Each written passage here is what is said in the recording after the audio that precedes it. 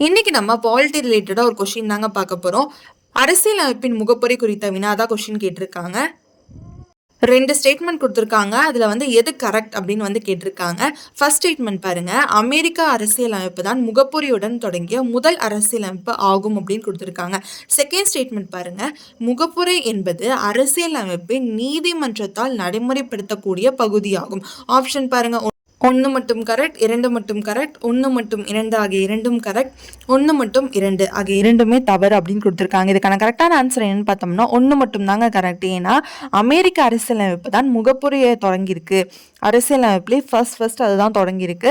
முகப்புரை என்பது அரசியலமைப்பின் நீதிமன்றத்தால் நடைமுறைப்படுத்தக்கூடிய பகுதியாகும் அப்படின்னு கொடுத்துருக்காங்க. அது தப்பு.